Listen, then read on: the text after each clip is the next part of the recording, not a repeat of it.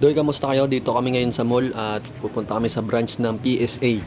Pero bago kami pumunta dyan ay nagpa-photocopy muna kami ng mga kailangan namin, mga requirements. Dinala na rin namin yung iba namin requirements kasi baka hanapan kami ng reference. Unang attempt ko nga hindi ako napagbigyan kasi may hinahanap. Bale, kukuha dapat ang Senomar. Senomar, tapos sabi kailangan valid ID. Valid ID.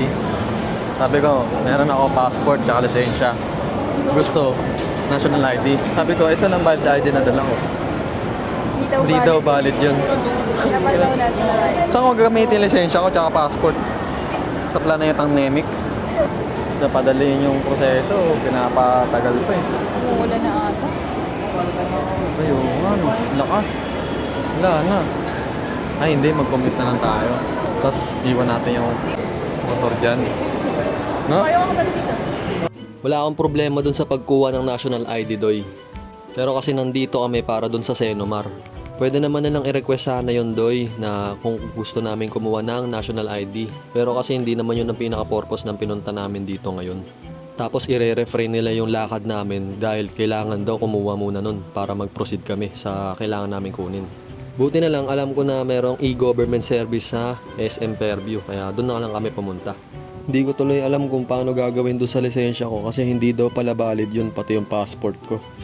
Parang kapag nag-a-apply ka ng trabaho, kailangan mo ng ID. Pero para makakuha ka ng ID, kailangan mo ng ID. Dito nga pagkatapos sa queuing number namin ay nag-fill up lang kami, walang hinanap sa amin ng mga requirements. Pagkatapos nyo tong fill upan, papasa nyo lang tapos maghihintay lang kayo ng 3 to 4 working days kasi government office pa rin manggagaling yung Senomar na kailangan nyo. Tapos ka na? Pass the paper na daw. Pagkatapos nga namin magpasa ay dumiretso muna kami dito para sa 2x2 picture namin. Isa rin kasi yun sa mga requirements. Sa mga nagtatanong pala doy kung bakit kami kumuha na Senomar, bukod sa isa siya sa mga requirements namin, dito mo rin makikita kung malinis ang record nyong dalawa. Kumbaga dito nyo makikita parehas na hindi kayo kasal sa iba. Kaya kailangan to para hindi kayo magkabulagaan. Minsan kasi doy kahit hindi pa kasal yung tao, nagkakaroon talaga ng clerical issue na typographical error. Magugulat ka na lang, kasal ka na pala. Kaya kung maaari sana mas maaga nyo asikasuhin yung mga papel nyo kasi kapag mayroon may mga mali dyan, asikaso talaga. Hindi namin madire-diretso yung paglalakad kasi may mga katrabaho pa. Pero mahaba yung lead time namin, kumbaga inagahan namin na asikaso para yung isip namin para dun sa plano talaga.